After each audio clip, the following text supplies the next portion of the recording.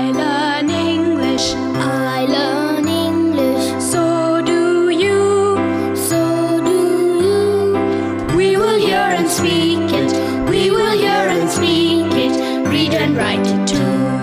Read and write it too. आज हम दूसरों से कोई चीज मांगते समय अंग्रेजी का इस्तेमाल कैसे करेंगे ये सीखेंगे। हम बहुत धीरे धीरे बोलेंगे। टीचर जी, आप इन वाक्यों को नोटबुक में लिख लेंगे ना, ताकि अगले भाग में बच्चों से अभ्यास कराने में आपको सुविधा रहे। Please give me 2 biscuits. Please give me a laddu. Please give me some coffee. Please give me some milk. Thank you.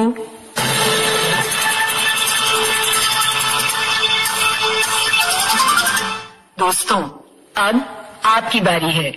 School में या घर में, आप जहाँ भी हो, मेरे कहे अनुसार ही बोलिएगा, बिना किसी शर्म के, बिना किसी डर के। इसी तरह बोलते बोलते आपकी अंग्रेजी सुधर समझ जाएगी। अगर हमें किसी से कुछ मांगना हो तो अंग्रेजी में कैसे कहेंगे? आज हम इसका अभ्यास करते हैं। एक बात का ध्यान रखो कि खाने पीने की चीजों के लिए हम हिंदी शब्दों का अंग्रेजी में प्रयोग कर सकते हैं। मतलब कि समझो, अगर ये कहना है कि कृपया मुझे जलेबी दो, तो अंग्रेजी में हम कहेंगे प्लीज गिव मी अ जलेबी। तुम सब मेरे बाद एक साथ बोलो, please give me a jalebi.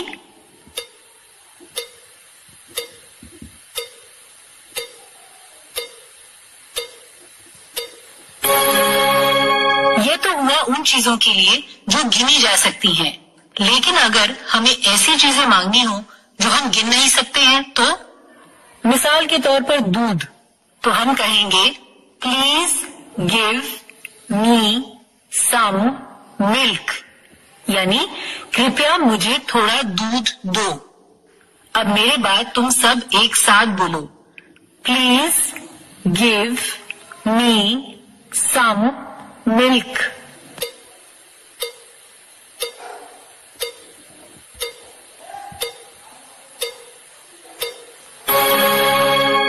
Good. अब हर बार घंटी बजेगी तब हर एक को मुझसे कुछ मांगना है अंग्रेजी में। हाँ, ये बात तो है कि मैं रेडियो में से कुछ दे तो नहीं पाऊंगी, फिर भी कुछ चीजें अंग्रेजी में कैसे मांगनी है इसका अभ्यास तो हो जाएगा ना। कुछ भी मांग लो, जैसे कि please give me 5 gulab jamuns, please give me some coffee, ऐसा कुछ भी। करें शुरू।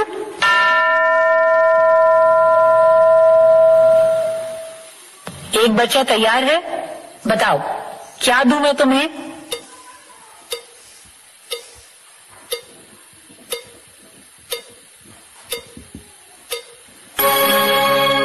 अब दूसरा कोई?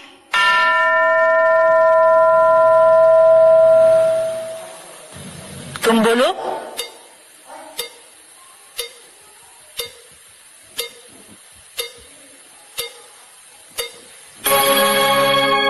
प्लीज गिव मी सम सब्जी, ऐसे ही वाक्य बोला ना तुमने। गुड। अब बाकी चीजें मांगते समय भी ऐसे ही वाक्य बोलने हैं। अब यदि तुम्हें टीचर जी से पुस्तक मांगनी हो तो ऐसे मांगना, please give me a book. अब घंटी बजते ही टीचर जी 2 बच्चों को खड़ा करेंगे।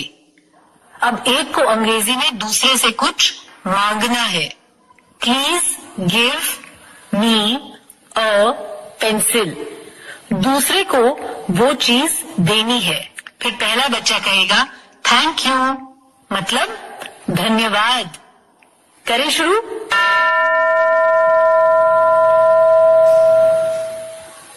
क्या दो बच्चे खड़े हैं? एक को अंग्रेजी में पेंसिल मांगनी है और दूसरे को पेंसिल देनी है। फिर पहले बच्चे को थैंक यू कहना है।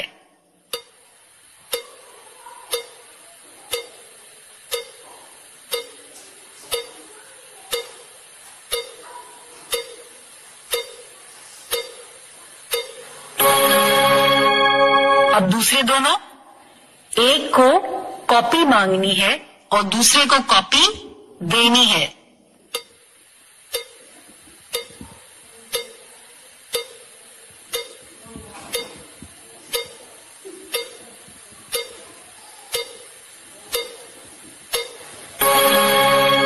Please give me a notebook, ऐसे ही मांगा ना और थैंक यू बोला ना।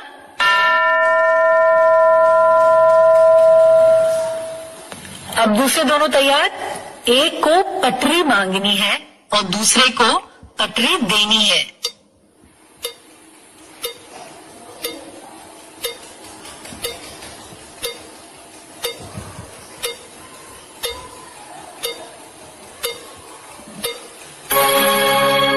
गुड। ये पाठ खत्म होने के बाद टीचर जी ये अभ्यास आगे के 15 मिनट करवाएंगे। पहले अलग अलग बच्चों से please give me a biscuit ऐसे वाक्य बोलने को कहेंगे। फिर दूसरी तरह का अभ्यास, दो बच्चों की जोड़ी बना के एक को अंग्रेजी में कुछ चीज मांगनी है और दूसरे को वो चीज देनी है। प्लीज और थैंक यू इन शब्दों का सही जगह पर इस्तेमाल करना है। आज का पाठ यहीं समाप्त हुआ। तो अब फिर मिलेंगे कब?